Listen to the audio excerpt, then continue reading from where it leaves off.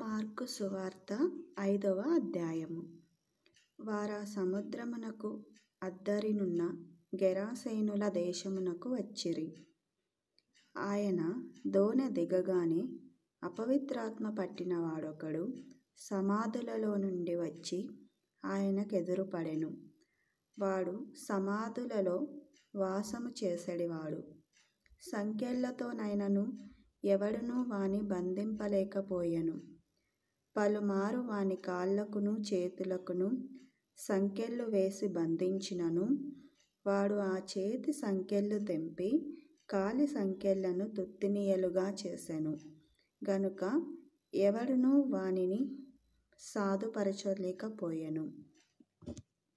వాడు ఎల్లప్పుడును రాత్రింబగళ్ళు సమాధులలోను కొండలలోను కేకలు వేయుచు తన్ను తాను రాళ్లతో గాయపరచుకొనుచు నుండెను. వాడు దూరము నుండి యేసును చూచి పరిగెత్తుకొని వచ్చి ఆయనకు నమస్కారము చేసి, యేసు, సర్వోన్నతుడైన దేవుని కుమారుడా, నాతో నీకేమి? నన్ను బాధపరచకుమని దేవుని పేరట నీకు ఆనపెట్టుచున్నానని బిగ్గరగా కేకలు వేసెను. ఎందుకనగా ఆయన అపవిత్రాత్మ ఈ మనిషిని విడిచిపొమ్మని వానితో చెప్పెను. మరియు ఆయన, నీ పేరేమని వానినడుగగా వాడు, నా పేరు సేన, ఏలయనగా మేము అనేకులమని చెప్పి తమ్మును ఆ దేశములో నుండి తోలివేయవద్దని ఆయనను మిగుల బతిమాలుకొనెను. అక్కడ కొండ దగ్గర పందుల పెద్ద మంద మేయుచుండెను గనుక ఆ పందులలో ప్రవేశించునట్లు మమ్మును వాటి యొద్దకు పంపుమని ఆ దయ్యములు ఆయనను బతిమాలుకొనెను. యేసు వాటికి సెలవియ్యగా ఆ అపవిత్రాత్మలు వానిని విడిచి పందులలో ప్రవేశించెను. ప్రవేశింపగా ఇంచుమించు 2000 సంఖ్యగల ఆ మంద ప్రపాతము నుండి సముద్రపు దారిని వడిగా పరిగెత్తుకొని పోయి సముద్రంలో పడి ఊపిరి తిరుగక చచ్చెను. ఆ పందులు మేపుచున్నవారు పారిపోయి పట్టణములోను గ్రామములలోను ఆ సంగతి తెలియజేసిరి. జనులు జరిగినది చూడవెళ్ళి యేసునొద్దకు వచ్చి, సేన అను దయ్యములు పట్టినవాడు బట్టలు ధరించుకొని స్వస్థచిత్తుడై కూర్చుండియుండుట చూచి భయపడిరి. జరిగినది చూచిన వారు దయ్యములు పట్టిన వానికి కలిగిన స్థితియు పందుల సంగతియు ఊరివారికి తెలియజేయగా తమ ప్రాంతములు విడిచిపొమ్మని వారాయనను బతిమాలుకొనిరి.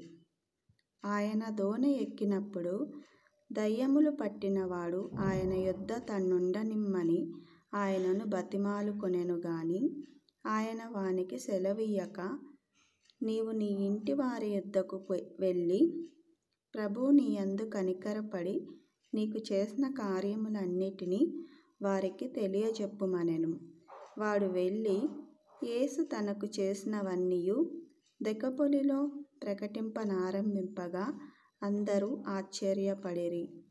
యేసు మరలా దోణి ఎక్కి అద్దరికి వెళ్ళినప్పుడు బహుజనసమూహము ఆయన యొద్దకు కూడి వచ్చెను.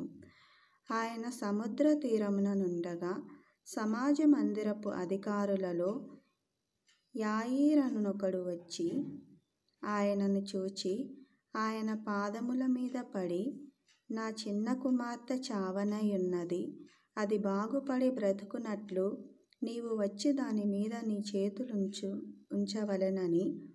ఆయనను మిగుల బతిమాలుకొనగా ఆయన అతనితో కూడా వెళ్ళెను. బహుజన సమూహమును ఆయనను వెంబడించి ఆయన మీద పడుచుండిరి.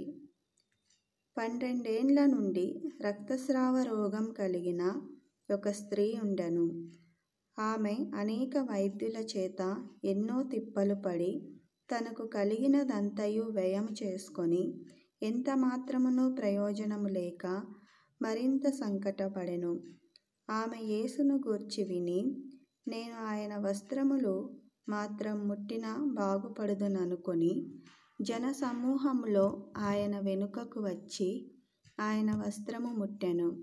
వెంటనే ఆమె రక్తధార కట్టెను కనుక తన శరీరంలోని ఆ బాధ నివారణ అయినదని గ్రహించుకొనెను. వెంటనే యేసు తనలో నుండి ప్రభావం బయలు వెళ్ళెనని తనలో తాను గ్రహించి జనసమూహం వైపు తిరిగి నా వస్త్రములు ముట్టినదెవరని అడుగగా ఆయన శిష్యులు, జనసమూహము నీ మీద పడుచుండుట చూచుచున్నావే, నన్ను ముట్టినదెవడని అడుగుచున్నావా అనిరి. ఆ కార్యము చేసిన ఆమెను కనుగొనవలెనని ఆయన చుట్టూ చూచెను. అప్పుడు ఆ స్త్రీ తనకు జరిగినది ఎరిగి భయపడి వణకుచూ వచ్చి ఆయన ఎదుట సాగిలపడి తన సంగతి అంతయు ఆయనతో చెప్పెను. అందుకాయన, కుమారి, నీ విశ్వాసము నిన్ను స్వస్థపరచెను. సమాధానం గలదానవై పొమ్ము, నీ బాధ నివారణ అయి నీకు స్వస్థత కలుగునుగాక అని ఆమెతో చెప్పెను. ఆయన ఇంకనూ మాట్లాడుచుండగా సమాజ మందిరపు అధికారి ఇంట నుండి కొందరు వచ్చి, నీ కుమార్తె చనిపోయినది, నీవిక బోధకుని ఎందుకు శ్రమ పెట్టుదు అనిరి. యేసు వారు చెప్పిన మాట లక్ష్యపెట్టక, భయపడకుము, నమ్మిక మాత్రం ఉంచుమని సమాజ మందిరపు అధికారితో చెప్పి, పేతురు, యాకోబు సహోదరుడగు యోహాను అను వారిని తప్ప మరి ఎవరినైనాను తన వెంబడి రానియ్యక సమాజ మందిరపు అధికారి ఇంటికి వచ్చి, వారు గొల్లుగా నుండి చాలా ఏడ్చుచు ప్రలాపించుచూ నుండుట చూచి లోపలికి పోయి, మీరేలా గొల్లు చేసి ఏడ్చుచున్నారు? ఈ చిన్నది నిద్రించుచున్నదే గాని చనిపోలేదని వారితో చెప్పెను. అందుకు వారు ఆయనను అపహసించిరి. అయితే ఆయన వారినందరినీ బయటకు పంపివేసి ఆ చిన్నదాని తల్లిదండ్రులను తనతో ఉన్న వారిని వెంటబెట్టుకొని ఆ చిన్నది పరుండియున్న గదిలోనికి వెళ్ళి ఆ చిన్నదాని చెయ్యి పట్టి, తలీ తాకుమి అని ఆమెతో చెప్పెను. ఆ మాటకు, చిన్నదానా లెమ్మని నీతో చెప్పుచున్నానని అర్థము. వెంటనే ఆ చిన్నది లేచి నడవసాగెను. ఆమె 12 సంవత్సరముల ప్రాయము గలది. వెంటనే వారు బహుగా విస్మయమొందిరి. జరిగినది ఎవనికి తెలియకూడదని ఆయన వారికి గట్టిగా ఆజ్ఞాపించి ఆమెకు ఆహారం పెట్టుడని చెప్పెను.